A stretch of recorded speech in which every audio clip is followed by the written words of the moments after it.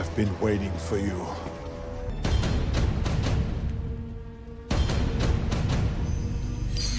Halo semuanya, kembali lagi bersama saya Teguh Gusto. Bagaimana kabarnya teman-teman semua? Mudah-mudahan baik-baik aja ya.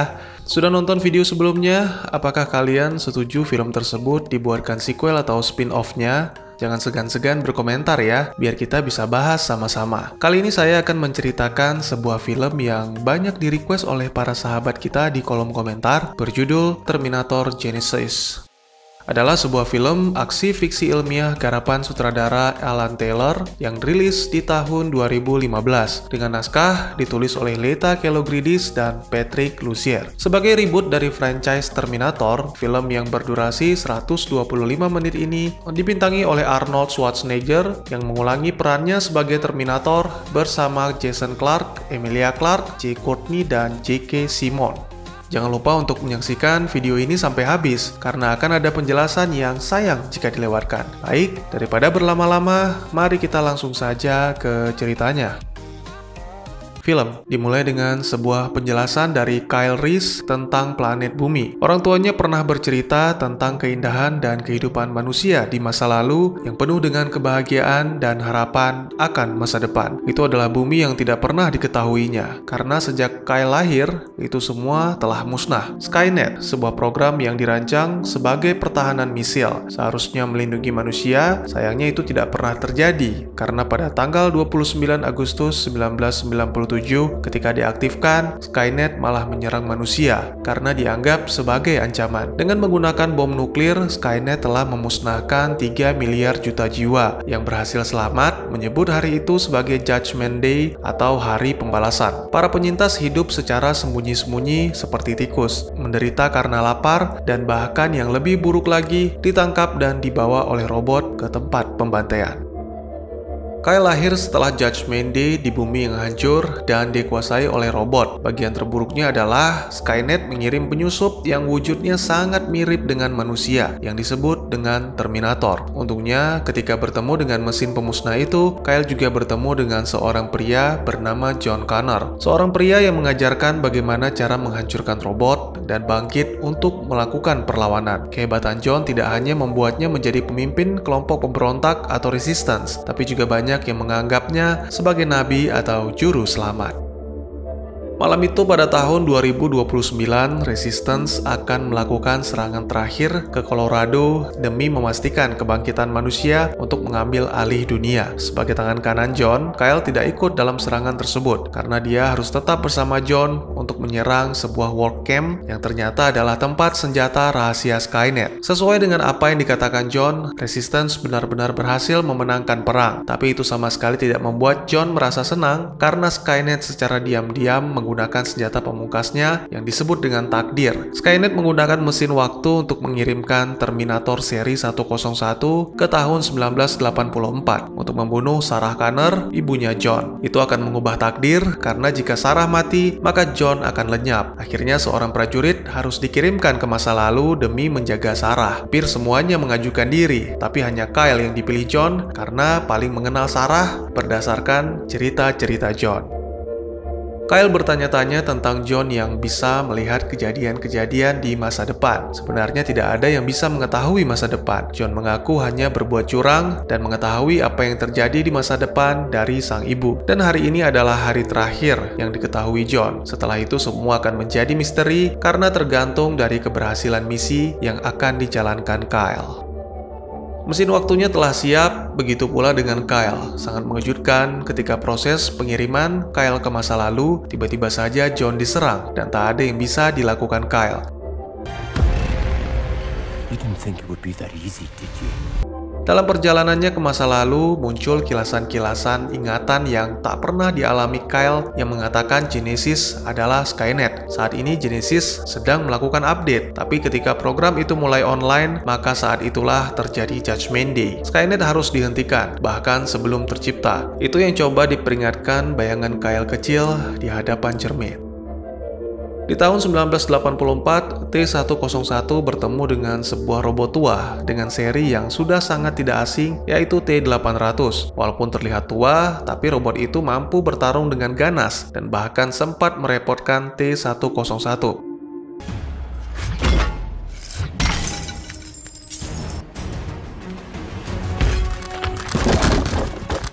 Lalu tiba-tiba saja sebuah peluru menembus dada T-101 sekaligus mengakhiri pertarungan brutal itu.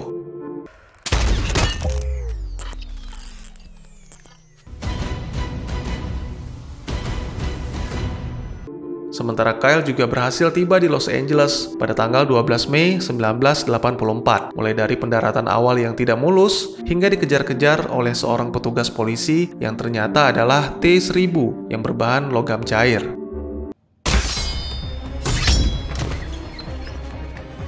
Kyle yang terus melarikan diri sempat tertangkap oleh 2 orang petugas polisi, tapi sesaat kemudian salah satu dari petugas itu dihabisi oleh T-1000 dengan sangat mudah. Kondisi pun semakin terpojok, polisi yang bernama O'Brien terpaksa melepaskan Kyle untuk melakukan perlawanan. Untungnya, sebuah mobil menerobos bangunan toko. Ternyata itu adalah seorang gadis cantik yang tidak lain dan tidak bukan adalah ibunya John Connor.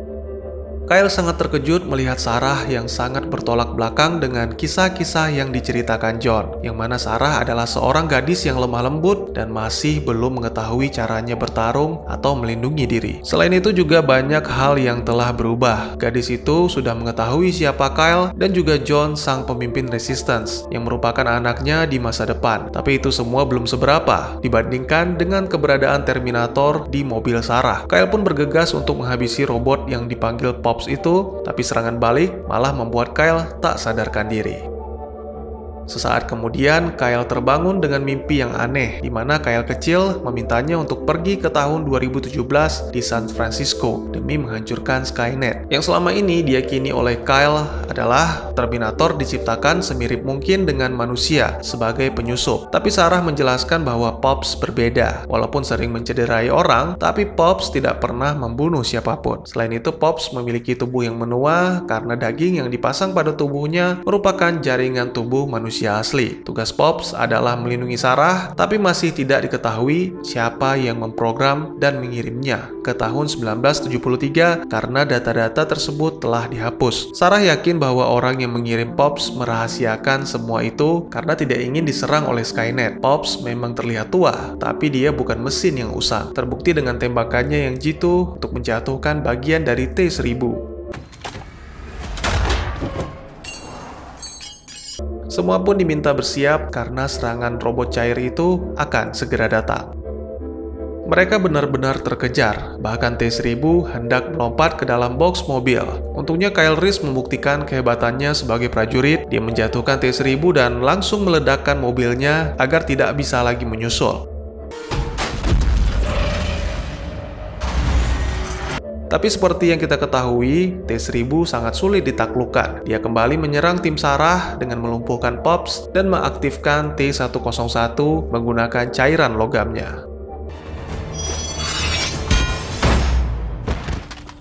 Kyle langsung meledakkan T-101 dengan grenade launcher, tapi itu hanya mampu membakar kulit sintetisnya. T-101 menjatuhkan Kyle, untungnya dalam kondisi terpojok, pria itu berhasil kembali meraih senjatanya dan menembak tepat di leher si robot.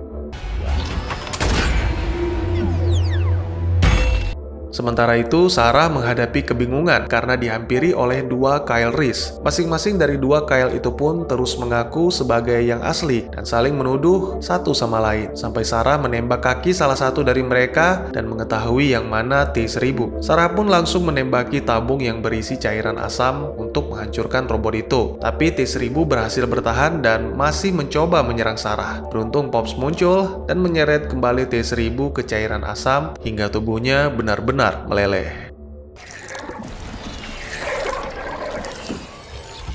Ternyata Sarah dan Pops telah menyiapkan semuanya, termasuk beberapa jebakan demi menyambut hari ini, karena tidak ada robot yang boleh mengikuti mereka ke masa depan. Ya, rencana Sarah mencegah Judgment Day adalah melompati waktu dan menuju ke tahun 1997 untuk menghentikan Skynet. Namun menurut Kyle, itu adalah sebuah kesalahan, karena jika memang semuanya telah berubah, seharusnya Judgment Day juga akan bergeser. Perubahan ini kemungkinan besar dipicu dengan dibunuhnya John oleh Skynet di masa depan. Kyle menceritakan tentang apa yang dilihatnya sebelum dibawa oleh mesin waktu. Bersamaan dengan kejadian itu, muncul ingatan-ingatan yang belum pernah dialami oleh Kyle. Salah satunya adalah bahwa dirinya bisa tumbuh dewasa hingga di tahun 2017, tepat sebelum program Genesis diluncurkan. Genesis adalah Skynet. Itulah alasan mengapa bayangan Kyle kecil muncul dalam ingatan Kyle dan meminta agar dirinya menghancurkan Genesis sebelum diluncurkan, yang mana itu terjadi di tahun 2017.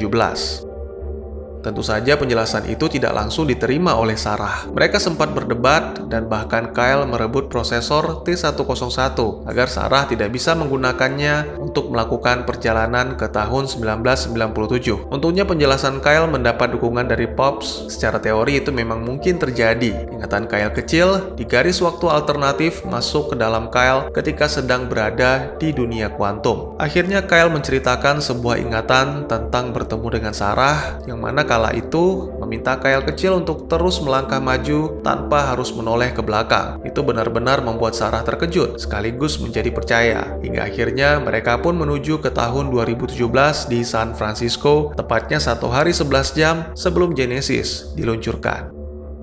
Pop sudah menyiapkan semuanya, bahkan lokasi Kyle dan Sarah muncul 30 tahun yang akan datang. Para petugas yang menganggap Kyle dan Sarah mengalami gangguan jiwa membawanya ke rumah sakit. Dalam perjalanan, Sarah menceritakan tentang masa kecilnya ketika orang tuanya dibunuh oleh T-1000 dan kemunculan Pops yang menjadi penjaganya hingga sekarang. Namun, Kyle masih belum bisa menerima penjelasan tersebut karena pasti ada suatu alasan robot yang dirancang untuk membunuh, melindungi orang yang bahkan seharusnya menjadi targetnya.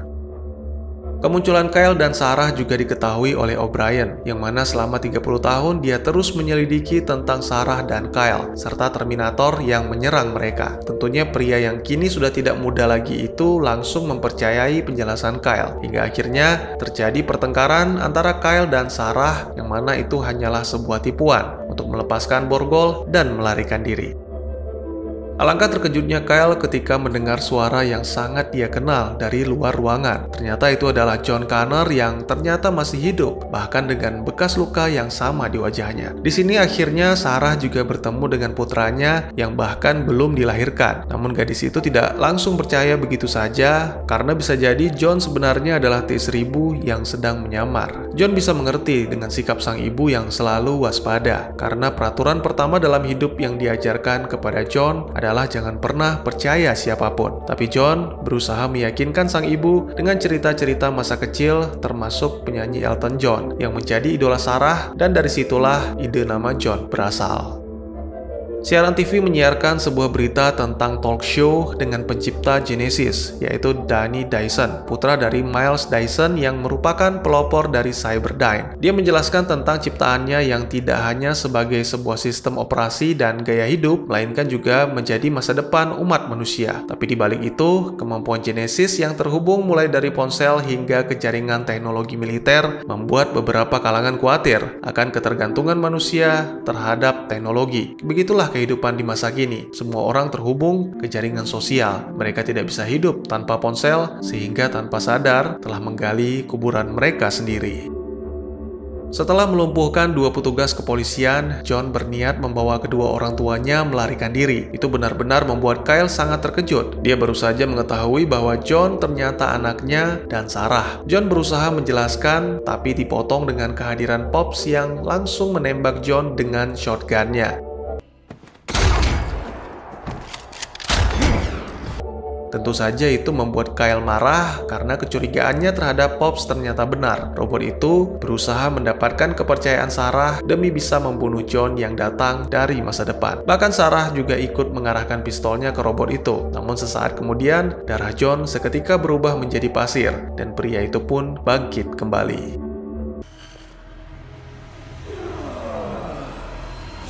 John bukan robot, tapi dia juga bukan manusia. Skynet telah mengubahnya menjadi sesuatu di atas keduanya dengan kemampuan yang tak terbayangkan oleh manusia. Skynet menyadari apa yang menjadi penyebab kekalahannya selama ini, yaitu John. Maka dia melakukan perjalanan waktu untuk menghentikan sang pemimpin Resistance. Setelah berhasil mengubah John, Skynet mengirimnya ke tahun 2014 untuk mengawasi pembangunan Genesis. Tidak ada yang bisa menunda Judgment Day. Oleh karena itu John menawarkan Kyle dan Sarah untuk bergabung sebagai keluarga atau mati. Sarah berpikir bahwa tidak mungkin John bisa membunuh orang tuanya, karena sudah pasti jika Sarah dan Kyle mati, maka John akan lenyap. Tapi John menegaskan itu hanyalah omong kosong, karena menurutnya tidak ada yang namanya takdir. John langsung menerjang dengan cepat setelah mendengar penolakan Kyle. Sama halnya dengan Pops yang sejak tadi telah bersiap melindungi Sarah. Pertarungan dua cyborg pun terjadi, mulai dari saling banting hingga pukulan-pukulan keras menggunakan benda-benda berat. Tabung oksigen mengenai sebuah mesin pemindai medis sehingga menghasilkan medan magnet yang menarik John dan Pops. Untungnya itu tidak terlalu berefek kepada Pops sehingga Kyle dan Sarah bisa membawanya pergi dan kembali menjerat John.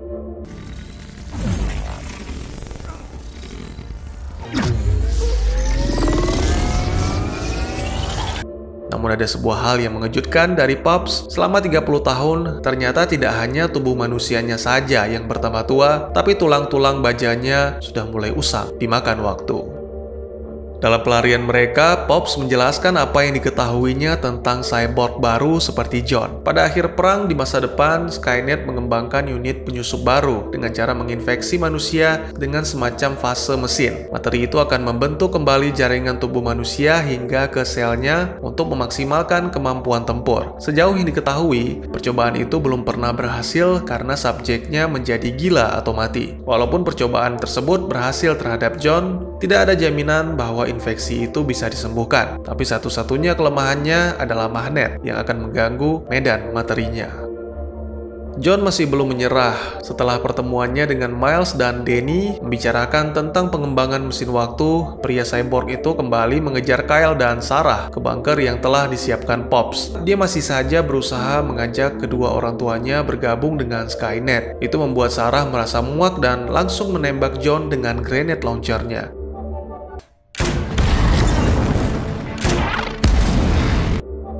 Setibanya di luar, Kyle dan Sarah bertemu dengan Pops yang telah bersiap dengan senjatanya. Aksi kejar-kejaran pun terjadi. John melakukan tindakan-tindakan ekstrim dengan melompat ke atas bus, menyeret Pops keluar hingga merusak mesin bus untuk membuat Sarah dan Kyle celaka. Untungnya Kyle berhasil melakukan perlawanan dan mereka pun selamat berkat pertolongan Pops. Tapi John masih terus memburu mereka hingga ke kantor polisi dengan menyamar sebagai agen FBI. Kejar-kejaran kembali terjadi dan kali ini mereka menggunakan helikopter. Dengan senjata yang telah disiapkan oleh Pops, Sarah berhasil meledakkan John, tapi tidak bisa melumpuhkannya. Oleh karena itu, Pops terjun untuk menghantamkan diri ke helikopter John. I'll be back. What?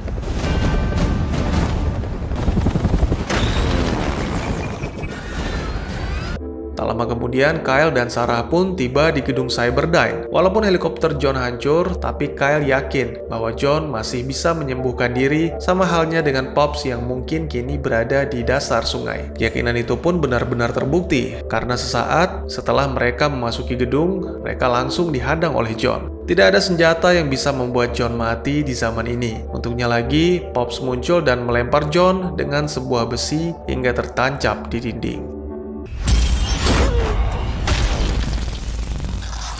Semakin dewasa tampilan hologram Genesis, maka waktu mereka semakin sempit. Pops bergegas membawa Kyle dan Sarah ke ruang server dan menjelaskan tentang sebuah ruangan untuk berlindung yang bisa diakses dengan suara Sarah. Kode keamanan itu dimasukkan Pops ketika menyamar sebagai pekerja konstruksi di gedung itu. Tidak ada yang memperdulikan ocehan Genesis tentang kemenangannya. Mereka berpencar untuk memasang bom di beberapa titik yang telah ditentukan. Tiba-tiba saja John yang telah berhasil melepaskan diri dari besi kembali menyerang Sarah. Kali ini dia berhasil menangkap sang ibu dan langsung menikam dengan jari besinya. Sarah meminta Pops untuk langsung menekan detonator, tapi karena itu melawan programnya, Pops hanya terdiam dan tak bergerak. Hingga akhirnya Kyle datang dan hendak mengambil detonator itu dari tangan Pops, barulah John melepaskan Sarah dan mulai menyerang. Sangat disayangkan detonator itu rusak, sehingga Kyle dan Sarah harus mencari cara lain untuk meledakkan ruangan tersebut. Sementara Pops bertarung melawan John dengan senjata barunya. Itu membuat John kewalahan sehingga menghancurkan lengan Pops.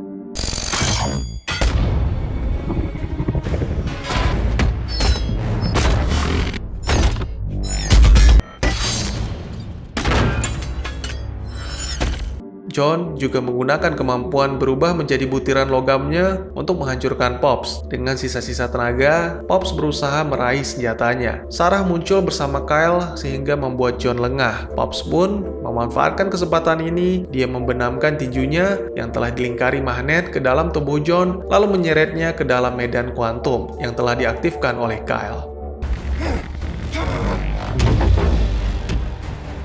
Medan kuantum itu juga dapat menghancurkan tubuh Pops. Oleh karena itu, di saat terakhir, dia menitipkan Sarah kepada Kyle. Tentu saja Sarah tidak bisa menerima keputusan Pops, tapi Kyle meyakinkannya bahwa ini adalah satu-satunya cara melenyapkan Genesis. Sesuai arahan Pops, Sarah dan Kyle berlindung di sebuah ruangan di gedung itu. Dan akhirnya, sesaat kemudian, terjadi ledakan dahsyat yang menghancurkan gedung Cyberdyne dan juga mematikan program Genesis di seluruh dunia.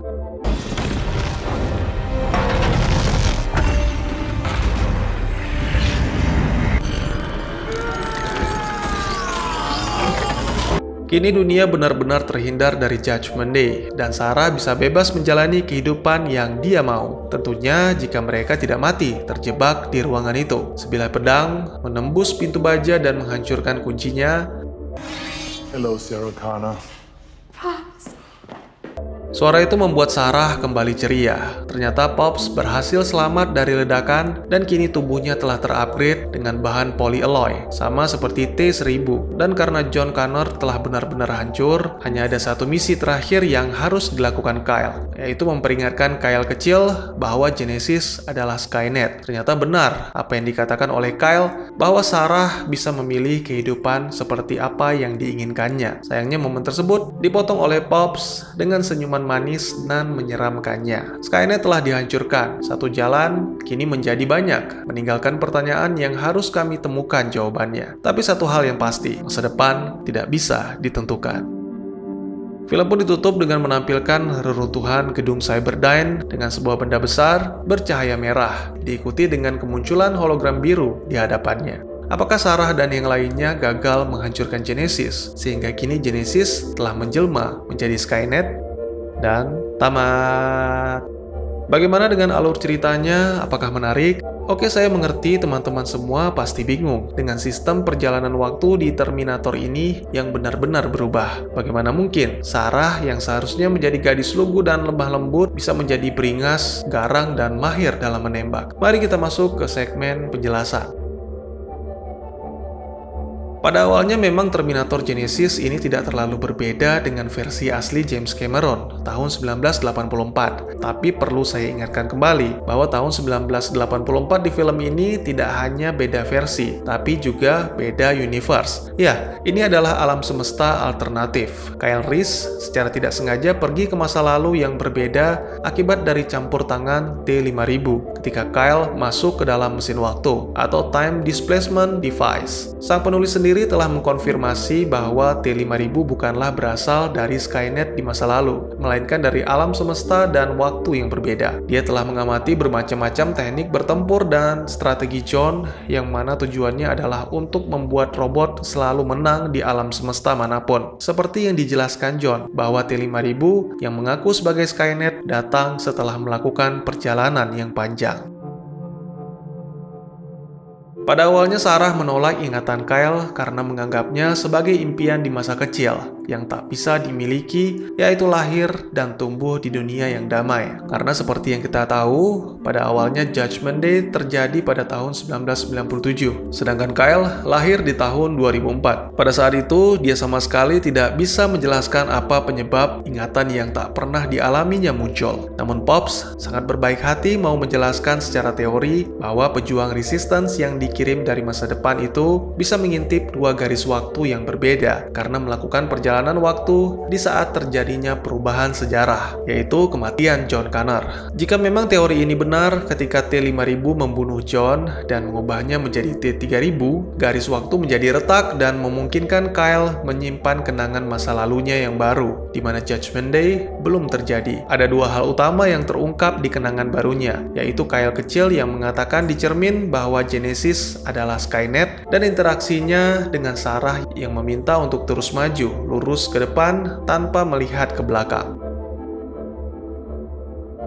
Seperti yang kita ketahui bahwa Terminator aslinya T-800 dikirim untuk membunuh Sarah agar tidak melahirkan John. Kyle dikirim untuk melindunginya sekaligus menjadi ayah John di masa depan. Tapi di dunia alternatif semua menjadi berbeda. Di tahun 1973, Terminator yang dikirim untuk membunuh Sarah adalah T-1000, sedangkan T-800 dikirim untuk melindungi Sarah serta mempersiapkan kedatangan Kyle. Awalnya saya berpikir ini benar-benar aneh. Bagaimana caranya Pops mengetahui kedatangan Kyle Reese dan T-101 dari masa depan semesta yang berbeda, dan bagaimana Pops mengetahui tentang proyek Skynet yang menginfeksi manusia. Menurut saya, di salah satu dunia alternatif, John menangkap T-5000 yang sedang melakukan perjalanan waktu multi-universe, sehingga berhasil mengungkap rahasianya. Lalu John menghapus beberapa data dari T-800 atau Pops yang dikirim ke tahun 1973 demi merahasiakan strategi ini. Seperti penjelasan saya pada video Terminator Salvation. Jadi awalnya Salvation ini mengisahkan kematian John Connor dan mengubahnya menjadi Terminator. Tapi itu tidak pernah terrealisasi karena skenarionya sempat bocor dan mendapat reaksi buruk dari para penggemar. Di sini Genesis benar-benar merealisasikan ide tersebut. Lantas siapa tokoh utama yang menjadi inti cerita dan penentu masa depan? Ya saya rasa orang itu adalah Kyle Reese. Kemungkinan dia dan Sarah memiliki anak bernama John memang ada, tapi saya pikir itu tidak terlalu menjadi sorotan karena di sini Kyle Reese tidak mati, sehingga memungkinkannya untuk memberi arahan kepada Kyle kecil agar bisa menjadi seorang pejuang di masa depan. Dan yang paling penting, dia mengetahui bahwa Genesis adalah Skynet. Nggak perlu sensi apalagi anarki, saya hanya menyampaikan apa yang saya lihat dan saya pahami dari film ini dengan tujuan dan niat membuka forum diskusi. Yang tahu benar atau salah hanya sutradara dan penulis naskah, oleh karena itu saya mohon maaf jika memang pemikiran saya ternyata salah. Dan juga bagi teman-teman yang punya teori tentang film ini ataupun ingin berdiskusi, atau mungkin juga teman-teman punya referensi film lain untuk kita review, silahkan tuliskan di kolom komentar atau bisa DM ke Instagram saya di @teguhgusto. Insya Allah pasti akan saya baca. Mari kita jadikan kolom komentar sebagai sarana penambah wawasan dan menciptakan jalinan persaudaraan, bukannya malah menjadikannya sebagai tempat pembulian sehingga menciptakan permusuhan. Sekian dulu videonya dan jangan lupa untuk dukung terus channel ini dengan cara share, like, dan subscribe karena dukungan dari kalian sangat berharga bagi saya demi perkembangan channel ini. Saya Gusto, sampai jumpa di video selanjutnya dan tetap semangat setiap hari. I'll be back. What?